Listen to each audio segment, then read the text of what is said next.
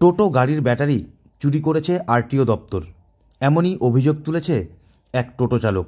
ঘটনাকে ঘিরে রীতিমতো হইচই পড়ে যায় বৃহস্পতিবার সন্ধে ৬টা নাগাদ বহরমপুর স্টেডিয়াম ময়দান সংলগ্ন আরটিও দপ্তরের সামনে।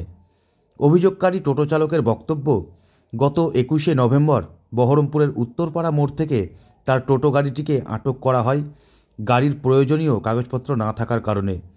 এরপর জেলা আরটিও দপ্তরের নির্দেশ অনুসারে আজ বৃহস্পতিবার কাগজসহ গাড়িটি আনতে গেলে দেখা যায় তার গাড়িতে ব্যাটারি নেই। ঘটনায় স্বাভাবিকভাবে বেঁকে বসে শাহজামান শেখ নামে ওই টোটো চালক। স্পষ্ট ভাষায় তিনি দাবি জানান, তার গাড়ির চুরি যাওয়া ব্যাটারি ব্যবস্থা প্রশাসনকেই করতে হবে। সব মিলিয়ে ঘটনাকে ঘিরে রীতিমতো শোরগোল সৃষ্টি হয় বহরমপুরে আরটিও দপ্তর চত্বরে। অন্যদিকে এখনও পর্যন্ত সম্পূর্ণ বিষয়টি খতিয়ে দেখার আশ্বাস দেওয়া হয়েছে প্রশাসনের পক্ষ থেকে। আমার গাড়ি কাগজ করতে দিয়েছিলাম, কাগজ হয়নি, নাম্বারটা একটু দেরি হয়েছিল, সেই জন্য ২১ তারিখে আমার গাড়িটা উত্তরপাড়া মোড় থেকে তুলে নিয়েছে দিয়ে আমাকে ওই আরটিও।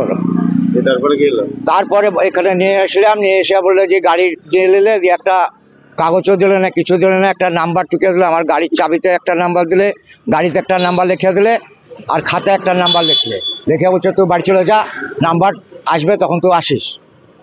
আজকে আসছি, তা আজকে হচ্ছে কয় তারিখ, আজকে ৫/১২-তে গাড়ির নাম্বার হয়ে গেছে, গাড়িটা নিতে আসছি, তা ব্যাটারি নাই, ব্যাটারি চুরি করে নিয়েছে। কারা চুরি করেছে? প্রশাসনের লোকে চুরি করছে, ডিউটি করছে যখন প্রশাসনের লোকে করছে। কোথায় ছিল গাড়ি আপনার? গাড়ি আরটিও অফিসারের সামনে স্টেডিয়ামের মাঠে। কি চাইছেন আপনি? আমি ব্যাটারি চাইছি, আমার ব্যাটারি নাহলে আমি গাড়িটা কি করে নিয়ে যাবো ঠেলতে ঠেলতে। কারা চুরি করেছে মনে হয়? প্রশাসনের লোকে করেছে।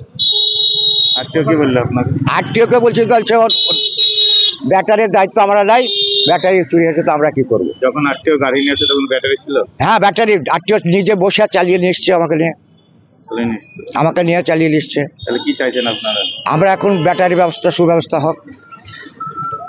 আরটিও কি কোনো কথা বলেছে? আরটিওকে কথা বলছে, আরটিও বলছে আমাদের ব্যাটারি ব্যাপারে কোনো ই নেই।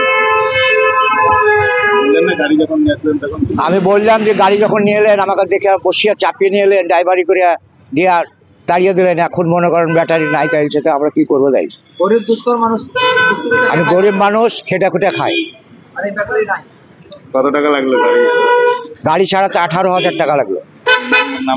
নাম্বার সব সহলে।